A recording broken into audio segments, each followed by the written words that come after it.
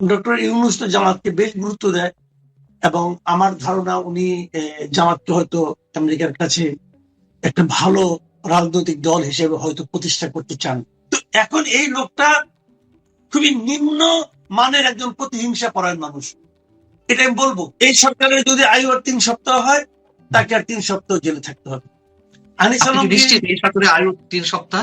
আপনি নিশ্চিত? আমি নিশ্চিত, আমি নিশ্চিত আচ্ছা, ইলেকশনের পরে এই সরকার থাকতে পারবে না এবং এই সরকারের বিদায় হবে খুব বেজ্জতি রকম ভাবে, একজন বেজ্জতির সঙ্গে আর বিদায় নিবে। দেখেন, এটা কথা বলে রাখলাম। আমন্ত্রণ জানাচ্ছি প্রিয় দর্শক, মানচিত্রের নিয়মিত আয়োজন কথোপকথনে। আজকে আমাদের সঙ্গে যুক্ত রয়েছেন সিনিয়র সাংবাদিক এবং কলামিস্ট মাসুদ কামাল। সাংবাদিক মাসুদ কামাল, আপনাকে স্বাগত জানাচ্ছি। আমরা একটু কথা বলতে চাই, নিশ্চয়ই আপনি খেয়াল করেছেন ওয়াশিংটন পোস্টে খুবই গুরুত্বপূর্ণ একটি রিপোর্ট প্রকাশিত হয়েছে, যেখানে বলা হচ্ছে যে গত ১লা ডিসেম্বর অর্থাৎ ২০২৫-এর ১লা ডিসেম্বর বাংলাদেশে মার্কিন দূতাবাসে বাংলাদেশের কয়েকজন নারী সাংবাদিকদের সঙ্গে একটা ঘরোয়া বৈঠকে একজন মার্কিন ডিপ্লোম্যাটের আলোচনা হয় অনানুষ্ঠানিক ভাবে। সেখানে তারা বাংলাদেশে জামাতে ইসলামীর সঙ্গে বন্ধুত্ব করতে চায় এবং ইঙ্গিত দিয়েছে তারাই ক্ষমতা আসুক এবং তাদের সঙ্গে কাজ করতে চায়।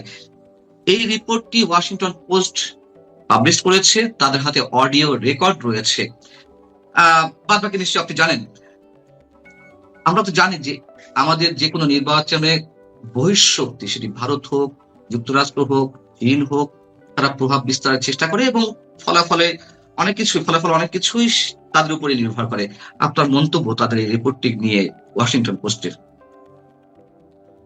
দেখেন, এটা আমার কাছে এটার মধ্যে আমি খুব বিশাল কিছু দেখি না। এই কারণে সবসময় আমি দেখেছি এই ধরনের পশ্চিমা দেশগুলো, তাদের কূটনৈতিক একটা ভাষা আছে। সবার সঙ্গেই তারা সম্পর্ক রাখতে চায়, যারা ক্ষমতায় আসবে তাদের সঙ্গে তারা একটা যোগাযোগ করতে চায়। এখন এই জন্য এখানে একটু গুরুত্ব পাচ্ছে এই কারণে যে তারা কিন্তু জামাতকে একসময় তাদের নিষিদ্ধ রাজনৈতিক দলের মতোই তারা ভাবতো আর কি, যেটা একটা নিষিদ্ধ রাজনৈতিক দল, ইসলামপন্থী, জঙ্গি, এরকম একটা প্রচারণা তাদের মধ্যে ছিল জামাত সম্পর্কে। এবং শিবিরকে সন্ত্রাসী সংগঠন হিসেবেও আখ্যা দিয়েছিল। হ্যাঁ, দিয়েছিল। তো সেই জায়গাটা তাকে চেঞ্জ আনছে। এই চেঞ্জ আনার আমার কেন যেন মনে হয় ডক্টর ভূমিকা থাকতে পারে। ডক্টর ইউনূস তো জামাতকে বেশ গুরুত্ব দেয় এবং আমার ধারণা উনি জামাতকে হয়তো আমেরিকার কাছে একটা ভালো রাজনৈতিক দল হিসেবে হয়তো প্রতিষ্ঠা করতে চান। আমি ডক্টর ইউনূসের বিভিন্ন কর্মকাণ্ড দেখি এবং বিভিন্ন সময় আগে এবং পরে বিভিন্ন কথাবার্তা থেকে সব মিলিয়ে আমার অবজারভেশন হলো ডক্টর ইউনূস ব্যক্তিগতভাবে একটা জিনিস খুবই অপছন্দ করেন, সেটা হলো উত্তরাধিকার। উনি উত্তরাধিকার রাজনীতি বিষয়টা অপছন্দ করেন এবং উনি শেষ পর্যন্ত চেষ্টা চালিয়ে যাবেন যাতে উত্তরাধিকারের রাজনীতি আমাদের দেশে প্রতিষ্ঠিত হতে না পারে। তো সেক্ষেত্রে বিকল্প কি? বিকল্প হলো একমাত্র জামাত। তো সেক্ষেত্রে জামাতের বিভিন্ন কিছু আমেরিকানদের কাছে গ্রহণযোগ্য করে তোলার জন্য ইউনূস সাহেব একটা ভূমিকা থাকতে পারে।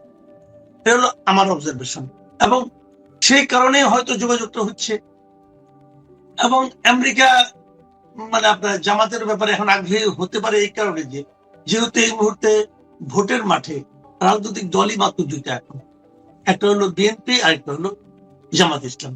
অন্য যারা তারা মোটামুটি দুধ ভাত, তারা তো সঙ্গে সঙ্গে ঘুরে ছাগলের 3 নাম্বার 4 নাম্বার বাচ্চার মতো। তো এই দুইটার মধ্যে আপনাকে তো দুই দিকেই আপনার যোগাযোগ রাখতে হবে। যদি আপনার এর সঙ্গে না রাখেন তাহলে আরেকটার সঙ্গে দেখেন হয় কি, রাজনীতিতে না কিছু কিছু স্পেকুলেশন কাজ করে। সাধারণ মানুষ কিন্তু অনেক সময় স্পেকুলেশন দ্বারা প্রভাবিত হয়। এটা আমি তো মনে করি জামাতও ছড়াতে পারে। জামাত যদি সাধারণ মানুষের কাছে বলতে পারে, বোঝাতে পারে, মানুষের মধ্যে একটা ধারণা দিতে পারে যে তাদের সঙ্গে আমেরিকার সম্পর্ক ভালো, তাহলে কিন্তু তাদের ব্যাপারেও সাধারণ মানুষের মধ্যে এক ধরনের হয়তো পজিটিভ একটা চিন্তা কাজ করতে পারে।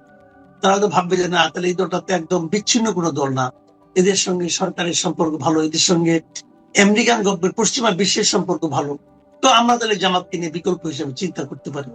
এই ধরনের চিন্তা মানুষের মধ্যে ছড়িয়ে দেওয়ার জন্য এটা জামাতেরও একটা উদ্যোগ হতে পারে, জামাতের দিক থেকে হতে পারে।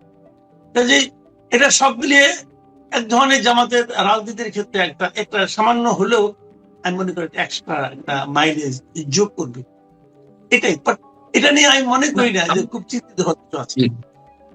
না, সেটা যদি জামাত প্রচার করতে চাইতো, তারা তারা প্রচারণা করতো, সেটা অবশ্যই আপনার কথা ঠিক আছে, যেরকম একটি শো অফ করতে পারলে অবশ্যই তারা বেনিফিট হবে কোনো না কোনো ভাবে। কিন্তু এটা তো একটা ঘরোয়া বৈঠকে আহ মার্কিন ডিপ্লোম্যাটের মুখ থেকে বেরিয়েছে। সেই জায়গা থেকে কি আমরা ধরে নেবো যে না, এটি অন্যভাবে আসতে পারে, নাকি আসলে এই সত্যি সত্যি যুক্তরাষ্ট্রের এই ধরনের এজেন্ডা রয়েছে? এবং এজেন্ডা যদি থেকেই থাকে, তাহলে এদিকে ভারতের একটি সমর্থন বিএনপির প্রতি, যুক্তরাষ্ট্র কাজ করবে জামাতকে নিয়ে, যদি সত্যিই তাদের মনোভাব এমনটি হয়। এদিকে আবার চীন রয়েছে, চীনের সাথে এক ধরনের সখ্যতা গড়ে তুলছে জামাত, এনসিপি সহ, এবং সরকারের একটু অংশ। সব মিলিয়ে বাংলাদেশ ব্যাটেল গ্রাউন্ডে পরিণত হচ্ছে কিনা। ব্যাটেল গ্রাউন্ড কে হবে এটা আমি জানি না।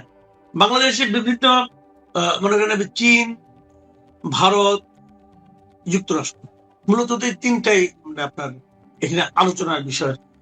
এই তিনটা মাঝখানে দিয়ে দেশেরই পাকিস্তান আছে, বাংলাদেশের কথা। হ্যাঁ, রাশিয়া, মাঝখানে দিয়ে পাকিস্তান আছে, পাকিস্তান তাদের সাথে জায়গা থেকে। পাকিস্তান এখানে এখানে ফ্যাক্টর না। এখানে পাকিস্তানের ব্যাপারে অন্যরা হয়তো আগ্রহী হতে, পাকিস্তানকে ভাই নিজে একটা অস্ট্রেল দেশ, বলে লাভ আছে ভাই, ওই দেশের কথা বলে লাভ নেই। রাশিয়াও এখানে একটু ভূমিকা রাখছে বলে আমার ধারণা, রাশিয়ারও একটা ভূমিকা আছে। তো এই দেশগুলো বাংলাদেশ নিয়ে ইন্টারেস্টেড হতেই পারে, কিন্তু সেই ইন্টারেস্টে মরণপণ কোনো ব্যাপার তাই মনে করি না। এদের মধ্যে সবচেয়ে বেশি সিরিয়াস হতে পারে ইন্ডিয়া, এটা আমার ধারণা। ইন্ডিয়া বেশ সিরিয়াস, কিন্তু ইন্ডিয়ার কি ভূমিকা হবে এটা আমার কাছে ক্লিয়ার না। এই ইন্ডিয়া জামাতকে চাইতে পারে, কারণ ইন্ডিয়ার অন্য একটা হিসাবও আছে। হিসাবটা হলো এরকম যে বাংলাদেশে যদি একটা জামাতের মতো একটা ধর্মভিত্তিক রাজনৈতিক দল যদি রাষ্ট্র ক্ষমতায় যায়, দেখেন ভারতের অভ্যন্তরীণ রাজনীতি বলে একটা ব্যাপার আছে। ভারতের অভ্যন্তরীণ রাজনীতিতে ভারত সবচেয়ে খারাপ করতেছে পশ্চিমবঙ্গে। পশ্চিমবঙ্গে মানে বিজেপি কিন্তু তার মানে কিছুই করতে, তার পা রাখার জায়গা নেই। তো যদি এখানে যদি একটা ইসলাম পন্থী একটা রাজনৈতিক দল ক্ষমতায় থাকে, রাষ্ট্র ক্ষমতায় থাকে, তখন বিজেপি কিন্তু এটাকে একটা অজুহাত হিসেবে নিয়ে পশ্চিমবঙ্গের মধ্যে একটা আলোচনা আনতে পারে এবং ভোটের বাজার এটাকে কার্যকর করতে পারে। তারা বলতে পারে যে আমাদের পাশের দেশেই একটা ধর্মভিত্তিক দল আছে, এখন আমরা যদি এখানে একটা হিন্দু ধর্ম ভিত্তিক দলের মানে আপনার শাসন কায়েম করতে না পারি, তাহলে আমাদের নিরাপত্তার হুমকি, এই সমস্ত বলে টলে তারা হয়তো এই আওয়াজ দিতে পারে। সেক্ষেত্রে আসলে হয় কি জানেন, এই সমস্ত কূটনৈতিক বিষয়গুলি না, এরা এত মানে আপনার এই সমস্ত ভূ রাজনৈতিক ব্যাপারে তারা এত বেশি মানে স্বার্থ এখানে জড়িত থাকে যে তারা নানা রকম কাজ করতে পারে। অনেকে মনে করে, এরকম অনেকে এখানে বাজারে প্রচলিত আছে যে ভারত বোধহয় বিএনপি কে সাপোর্ট করতেছে। আমার কিন্তু এটা মনে হয় না যে ভারত বিএনপি কে সাপোর্ট করবে। ভারত করলে জামাতকেই করবে, জামাতকে সাপোর্ট করলে ভারতের লাভ, এটা আমার ধারণা। আর কি মুখে অনেক কিছু বলবে, মুখে বলবে না আমরা এটা চাই না, আমরা একটা গণতান্ত্রিক রাষ্ট্র, আমরা এগুলি বলবে মুখে আমরা একটা ধর্ম নিরপেক্ষ রাষ্ট্র, কিন্তু ভারতের এই মুহূর্তে যারা রাষ্ট্র ক্ষমতায় আছে তারা মোটেই ধর্ম নিরপেক্ষ কোনো দল নয়। তারা গণতান্ত্রিক দল কিনা আমি জানি না, তারা ধর্ম নিরপেক্ষ দল নয় যেটা আমি বুঝি। তারা একটা সাম্প্রদায়িক দল। একটা সাম্প্রদায়িক দলের জন্য সবসময় তার পার্শ্ববর্তী দেশে বিপরীত সাম্প্রদায়িক দল থাকাটা তার জন্য লাভজনক। সেই হিসেবে তারাও হয়তো মানে আপনার জামাতকে চাইতে পারে। কিন্তু একটা কথা কি, ভারত চাইলো, যুক্তরাষ্ট্র চাইলো, চীন চাইলো, এই সবাই চাইলে কি এই দেশের মানুষও চাইবে? আলটিমেটলি আমি মনে করি এই দেশের মানুষ কি চায় সেটা গুরুত্বপূর্ণ। আপনি বিদেশি ষড়যন্ত্রের মাধ্যমে একটা দলকে নামিয়ে দিতে পারেন, ক্ষমতাসীন একটা দলকে নামিয়ে দিতে পারেন, অথবা ক্ষমতায় থাকা একটা দলকে দীর্ঘদিন স্বৈরাচারী শাসন চালাতে সাহায্য করতে পারেন। কিন্তু ভোটের বাজারে মানুষের ভোটকে আপনি দেওয়াতে পারবেন, এটা আমি ভাই মনে করি না। এটা আমার একটা প্রশ্ন আছে এই জায়গা থেকে, কৌতূহলের জায়গা থেকে আমার ব্যক্তিগত একটা প্রশ্ন আছে। আহ ভোটের ফলাফল জনগণের চাওয়া অনুযায়ী কি হয় আসলেই? সেখানে কি কোনো মেকানিজম ঘটে না? যেমন 2001 সালের বিষয়ে শেখ হাসিনা বলেছেন, আমি তাকে কোট করছি, কিন্তু এটা আমার নিজেরও মতামত। তিনি বলেছিলেন যদি সেন্ট মার্টিন দিয়ে দিতাম, যদি গ্যাস চুক্তি করে ফেলতাম, তাহলে আবার আওয়ামী লীগ ক্ষমতা আসতো। আমি সেগুলো করিনি বিধায় ওই রাতেই ভোটের ফলাফল নির্ধারণ হয়ে গিয়েছিল যে কারা ক্ষমতায় আসছে। তো তার এই কথাগুলোকে আমরা একেবারে উড়িয়ে দেব? অথবা আমি যদি আমার মতো করে বলি যে মানুষ হয়তো দেখছে যে আমি ভোট দিচ্ছি অমুককে, অমুকে ভোট দিচ্ছে আরেকজনকে, কিন্তু ভোটের ফলাফলে কি সেই জিনিসগুলো আসলেই সত্যি সত্যি প্রতিফলিত হয়, না ভিতর থেকে নানান ধরনের ইঞ্জিনিয়ারিং এর মাধ্যমে ফলটি অন্যরকম হয়ে আসে অনেক সময়। দেখুন, আপনার এই কথাগুলোতে আপনি সেই যে কথাটা বললেন যে আমি যে ভোটটা দিই সেই অনুযায়ী কি রেজাল্টটা আসে, না ইউর রাইট, আপনার এই আশঙ্কা আমি একমত। এই দেশে অনেক কিছুই হয়। আমরা তো এর আগে দেখেছি, মিডিয়াকেও দেখেছি, কিন্তু আমরা যে মিডিয়ায় কি হয়েছে না হয়েছে ভোট গনেও নাই, এই বলে দিচ্ছে ও ডিক্লেয়ার করেছে, ভোটে একটা হিসাব দিয়ে দিল, এরকম মানে আমরা দেখেছি, কিন্তু আমাদের অভিজ্ঞতা আছে। এখন সেই অভিজ্ঞতা এবারও হবে কিনা এটা আমি জানি না, তবে আমি তো চাই না যে হোক। কারণ চাই না তাহলে আর পার্থক্যটা কি? আমরা তো, আমি আমার বিবেচনা, আমি যদি ব্যক্তিগতভাবে বলি, শেখ হাসিনার বিরুদ্ধে আমার সবচেয়ে বড় অভিযোগ ছিল ভোট নিয়ে। আমি মনে করতাম যে উনি একটা রাজনৈতিক দল, বুঝছেন, একটা রাজনৈতিক দল বলেন, একটা সরকার বলেন, যত খারাপই করুক না কেন, সে যদি ভোটটাকে ঠিক রাখে তাহলে কিন্তু মানুষ একটু জবাব দেওয়ার জায়গা থাকে। তুমি খারাপ করেছো, তোমাকে আমি আর চাই না, মানুষ বলতে পারে। কিন্তু যদি সে ভোটটাকেই ধ্বংস করে দেয় তাহলে তো আর কিছু থাকে না। শেখ হাসিনা ওই কাজগুলি করেছিলেন।